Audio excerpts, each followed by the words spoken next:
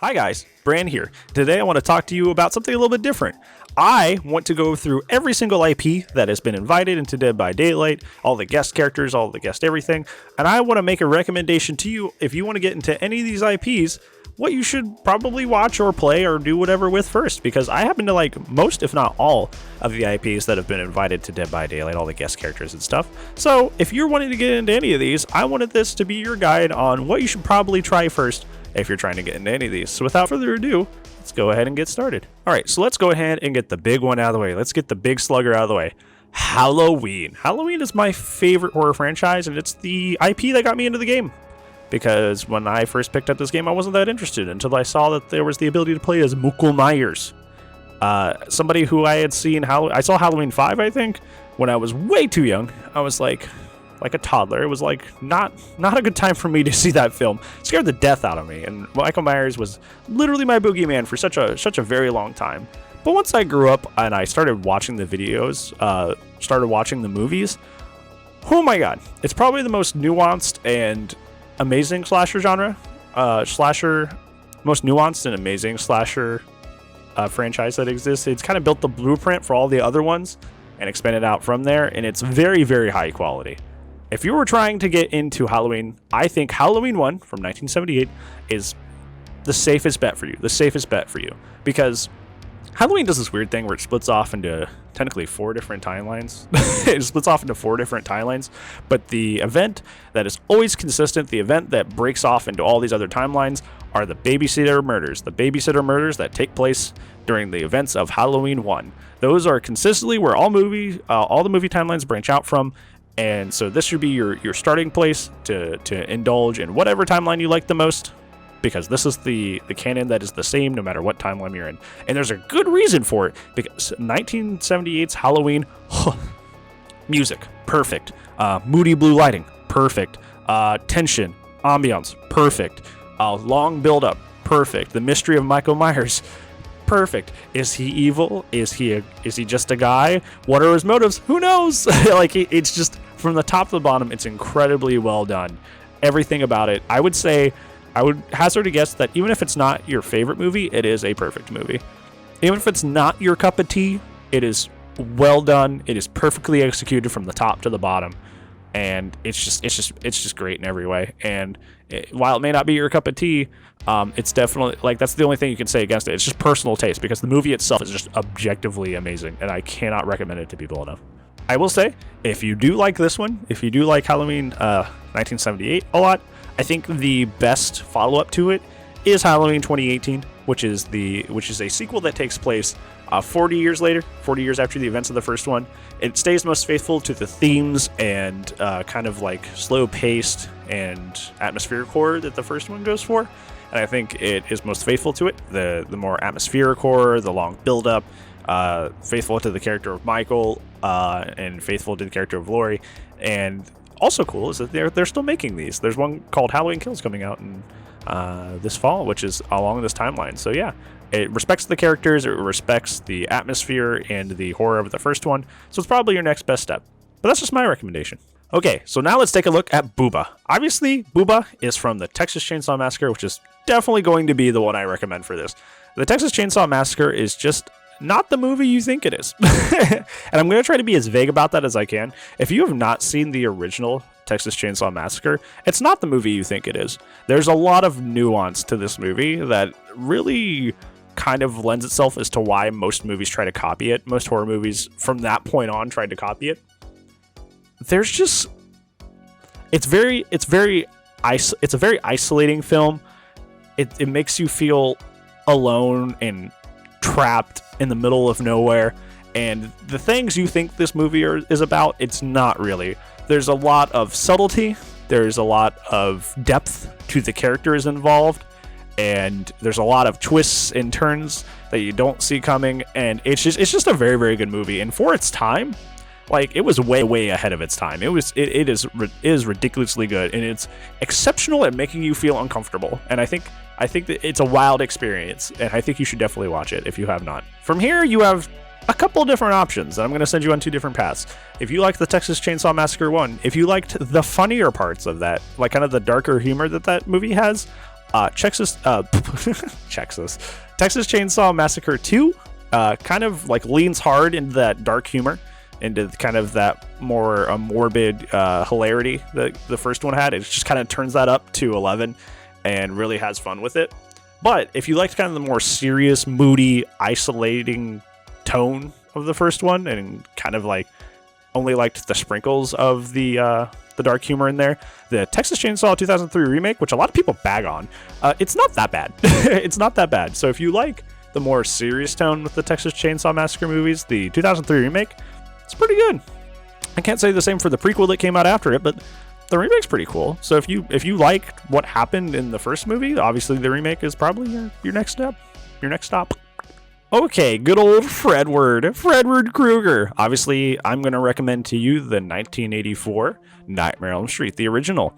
Definitely don't watch the remake. The one that is in the game, is from the 2010 remake.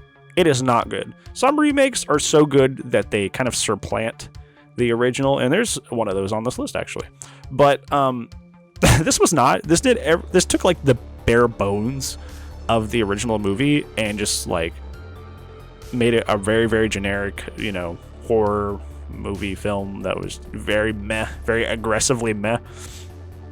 But 1984's Nightmare on Elm Street by Wes Craven, fantastic film, because it takes all that kind of like broody, creepy stalkiness that like you see in Texas Chainsaw Massacre, the stuff that you see in Halloween, and it foregoes all of that. It foregoes the ominous killer for somebody who's just a very, very sadistic and like, how do I put this nicely? A very, very like unintentionally funny person. Like Freddy is very wacky and whimsical, but in a very, very nightmarish way, pun intended. A lot of the stuff that happens in the 1984 movie is really trippy, but in like a very, very good way. Unlike the 2010 where it's all like bad CGI. Like a lot of weird stuff happens in this movie that like turns the slasher genre on its head. Because it's not just some guy standing 10 feet away staring, right? Like he's doing weird stuff. He's doing weird stuff that he can only do because, he's, everybody who's being haunted by him is in a dream, right? Like everybody's in a dream. So weird things that you have happen to you in your dreams that are scary, he does, which makes it dynamically interesting. And also he's a sick, cynical SOB, like he's not just standing silently, standing there menacingly. Like he's making fun of them, like as he goes after them, he's like teasing them and giving him a hard time, like right before he kills them. It's and it's still a really disturbing movie. Like you think you would hear all that, like you'd hear all that he has so much personality, and you'd think that, oh well, this is more of a funny movie. It's like, no, he's the parts of this movie are pretty disturbing. Like there's things that you look at and you would like the things he puts these kids through that you'd look at and you go, I realistically, honestly don't want to ever go through anything like that. That is terrifying. So yeah, it's a very, very good movie, very, very like pretty movie. Like a lot of their practical effects are really, really cool. So I definitely recommend that. In terms of where you go from there, I would actually skip the sequel, Freddy's Revenge, because it's not a very, it's a good movie, but it's not a good Nightmare on Elm Street movie, if that makes sense. Like if there was a movie under a different IP, it'd probably like work, but it kind of doesn't as a Nightmare on Elm Street movie. I think I would skip that and go to Nightmare on Elm Street 3, Dream Warriors, which continues the story of Nancy Thompson and what she does after the events of Nightmare on Elm Street, and also introduces a lot of new characters, which are in their own way very, very unique and interesting and awesome. And they really go deeper into the idea of like what happens in the dream world and what the people that are being victims of Freddy can do in the dream world. It explores the concepts. It keeps all the core concepts of the original and just explores them, which is what a good sequel does, right? And it gives a lot of closure and conclusions to a lot of stuff in the first one that isn't really like, wrapped up nicely. So yeah, I would definitely recommend Dream Warriors after that. Okay, good old Pigwoo.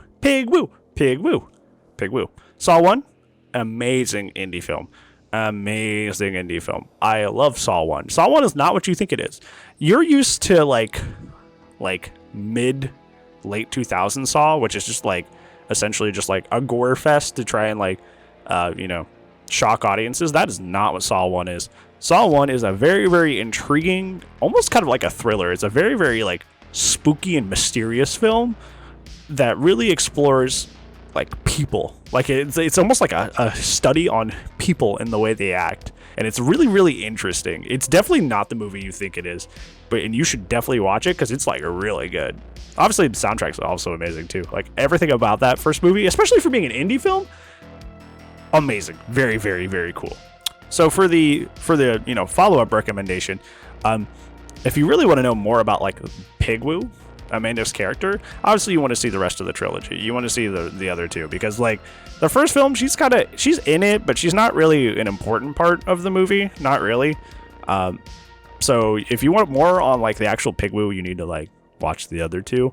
And in my opinion, like the first three are kind of the only good ones. I haven't seen Jigsaw, the new one, so who knows? Maybe that one's good. But really, that's where it kind of goes off the rails and starts becoming what you think Saw is, which is just giggles for torture, I guess. I don't know.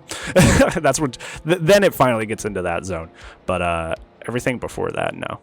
This time we're going to be doing a survivor. We're doing Ash Williams. I'm obviously going to recommend Evil Dead 2, Hail to the King, baby. Going to Evil Dead 2. Evil Dead 2 is kind of where the series finds itself. Evil Dead 1 is a good movie, but we'll get to that in a second. But Evil Dead 2 is really where Ash becomes Ash, where the main character kind of comes into his own and realizes who he is, and that's like the portrayal of him we see for the rest of like the movie, the TV shows, everything. That's where the character becomes the character. It's a very, very like, we were talking about like dark humor with like Texas Chainsaw 2 earlier. Like this movie really, really like mastered that, like took that genre and just made it its own, and it's super cool. Like it's this perfect mix of like, oh god, scary things are happening, but like also it's like very whimsical and funny at the same time. Like it's just a fun ride. It's just a fun movie. It's just a good time. Like it's hard to go wrong with watching Evil Dead 2. It's just great. Where do you go from here though? It's interesting. So if like you watched Evil Dead 2 and you liked more of the spooky stuff, if you like the Deadites and like, you know, how spooky they were, and you kind of wish it had like a more serious, grounded film, Evil Dead 1 is a fantastic movie. I like Evil Dead 1. A lot of people don't like Evil Dead 1. A lot of people are like, it's a really campy, corny movie that takes itself too seriously. And I think people say that because Evil Dead 2 was so good, and the movies where it's more funny and self-aware are so good that they really, really dump on the ones where it's not. But like Evil Dead 1 is a fantastic movie. It's a more of a typical like zombie possession kind of like deal. But this movie was made just by a bunch of friends with like barely anybody at all, and for that, it's a fantastic, like very, very grim movie. It's a very, very like sad movie. It's very, very grim.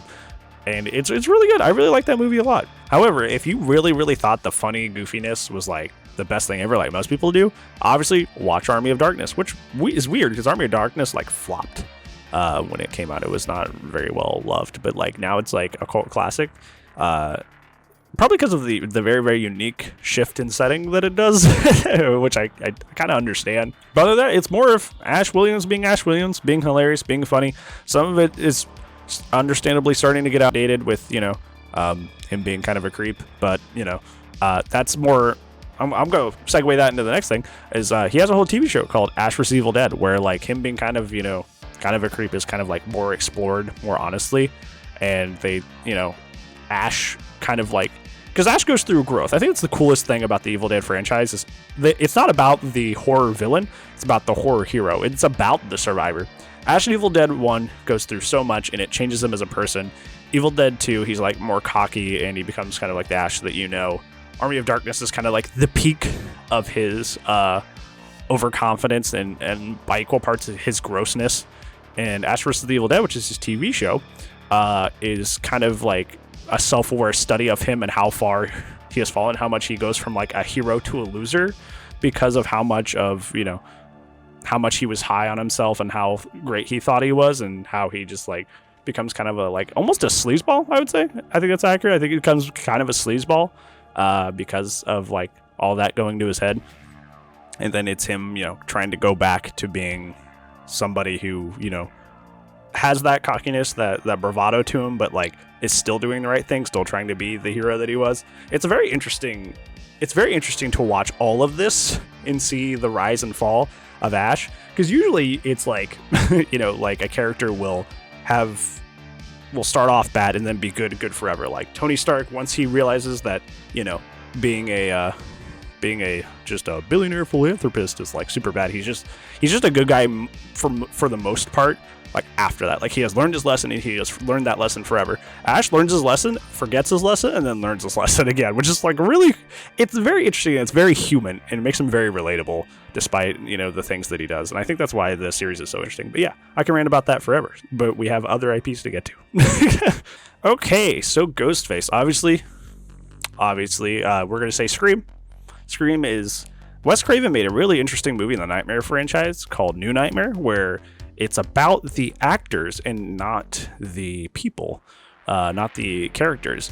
And that was kind of a prelude to this awesome Scream movie where it's almost like, it's not a comedy, but it's a horror movie where horror movies exist.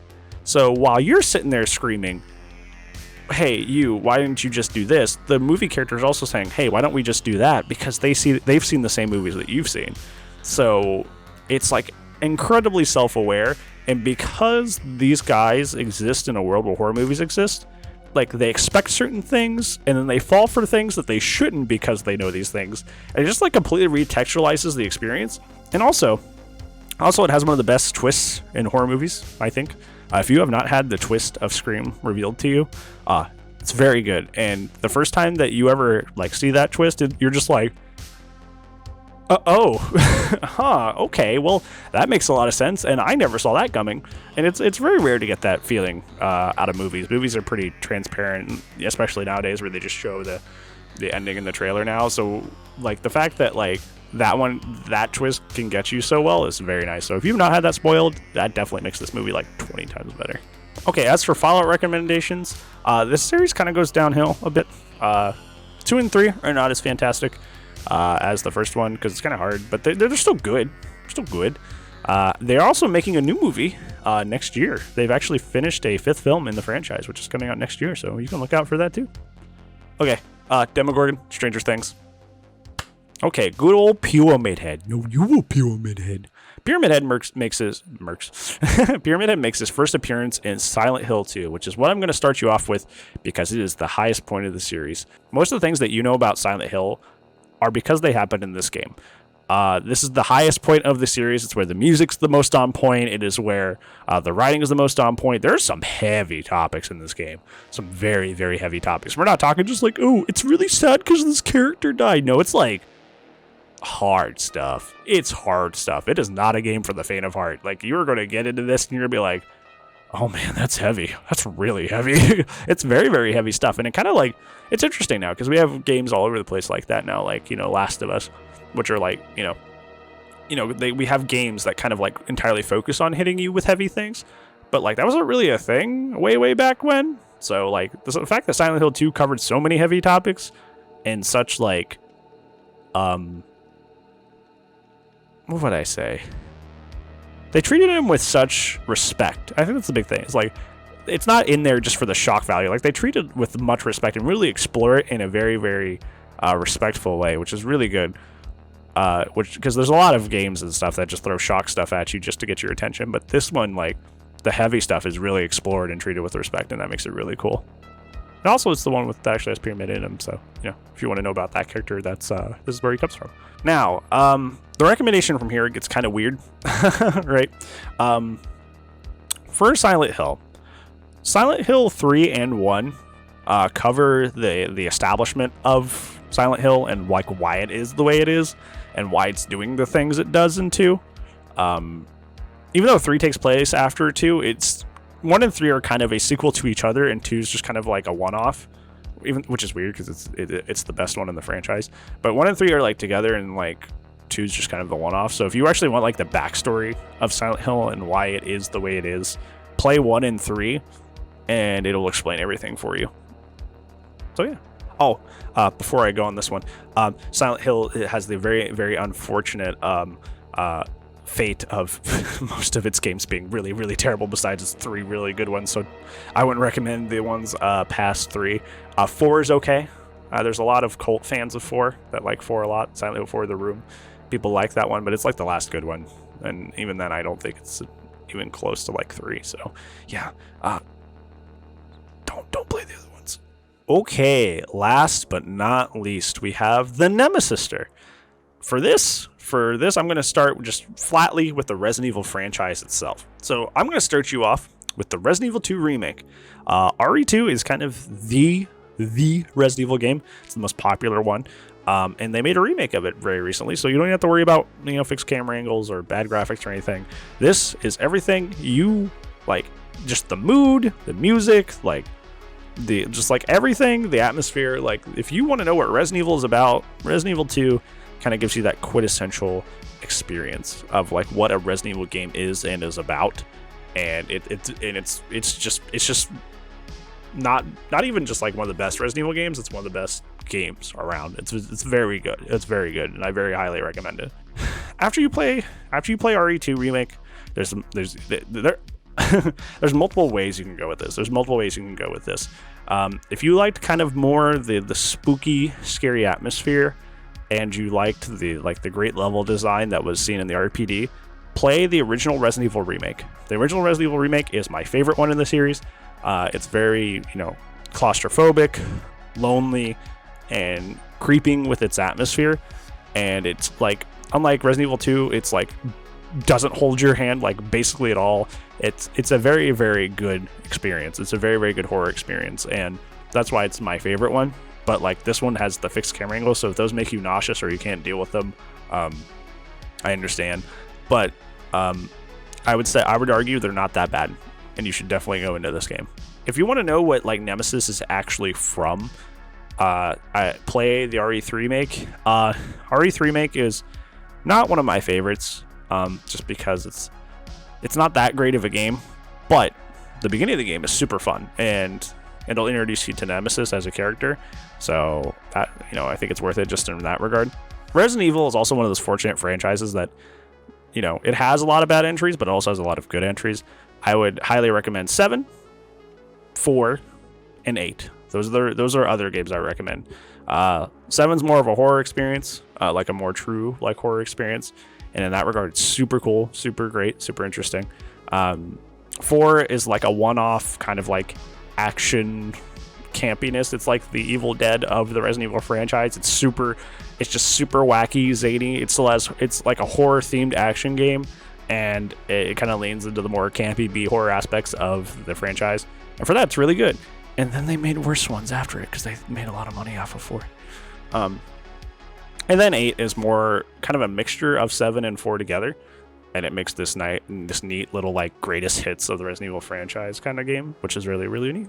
So yeah, those are my recommendations for all the IPs that are currently in Dead by Daylight. I might make another one of these after, we get more and more IPs, but currently this is my list of recommendations for you.